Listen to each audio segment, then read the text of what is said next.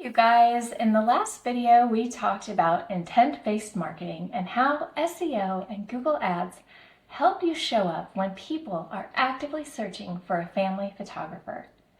Today I want to talk about something that has to be in place before any of that works: your style and your brand, because marketing doesn't fix confusion, it amplifies it. A lot of marketing experts tell you to start by defining your ideal client. And I do think that matters, just not in the way you've probably been taught. For me, defining my ideal client is actually very simple. My ideal client is someone who does their research, likes my style, and is willing to pay my prices. I don't care how old they are or how many kids they have. What matters is that when they land on my website, they immediately know who I am and whether I'm a good fit for them. And when that happens, half the selling is already done. So instead of starting with who is my ideal client, I want you to start with a different question. Who are you as a photographer? What kind of work do you want to create? What do you want people to feel when they see your images? Because clarity is what attracts the right clients. Now I'm going to give you an exercise, and I really want you to do it. This is an exercise I learned when I was putting together my Click Pro application portfolio, and it helped guide my work in a huge way. It gave me clarity, consistency, and confidence. So again, I really want you to do this, you guys. It's just a great exercise, and it definitely changed the trajectory of my work and how I showed up. So here's what you're going to do. Set a timer for 5 minutes. Look at your photographs and write down every word that comes to mind. Don't judge it. Don't edit yourself. Just write. It's just brainstorming. Words like emotive, bright, playful, luminous, moody, true to life, documentary, colorful, bold, soft. Keep writing for the full 5 minutes. If your photos aren't quite where you want them to be yet, that's okay. Look at work that inspires you, work you love, and do the same exercise with those images. Okay, once your 5 minutes is up, look at your list. What 3 words jump out at you? What words light you up? Those are your words. Write them down. Put them on a sticky note on your desk.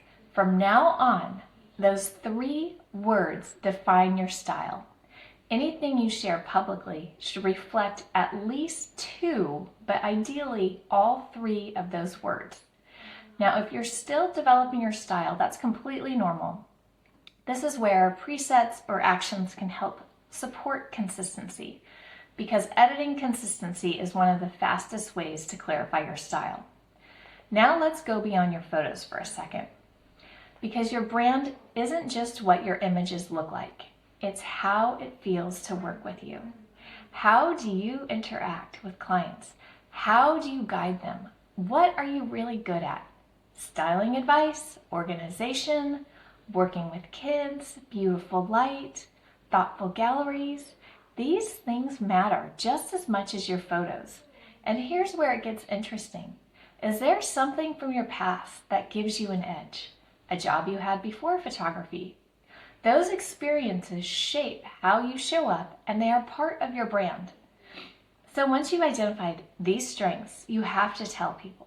Spell it out clearly, repeat it, say it in different ways. This isn't bragging, it's clarity, and clarity builds trust. Say it on your homepage, your service pages, your FAQs, your emails, your captions.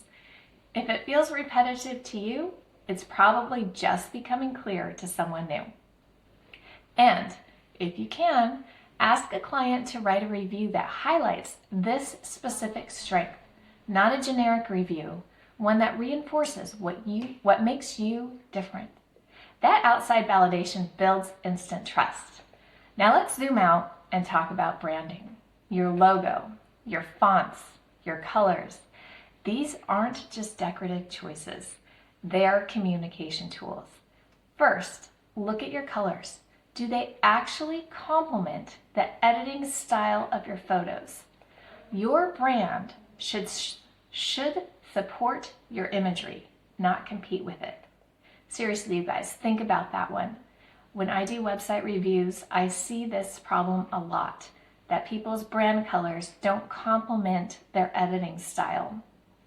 And it makes a huge, huge difference in the presentation on your website. So pay extra attention to that little tip. All right, here we go.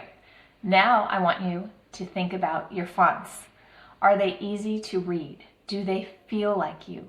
Fonts communicate way more than we realize. And finally, your logo. Is it readable? Is it recognizable? Does it actually feel like you? Or was it just something you chose quickly to launch? Branding evolves, and that's okay. Now, here's why this matters. Once you start driving traffic through SEO and Google Ads, people are deciding quickly. Do I like this style? Do I trust this person? Is this for me? Clear branding answers those questions. So once your style, service, and branding are aligned, your website has one job: to convert interest into action. In the next video, we're talking about tips to build a family photography website that converts. Not just a beautiful site, but one that builds trust and makes it easy to take the next step. This clarity is foundational. And make sure you're subscribed, because the next video will connect all of this to your website.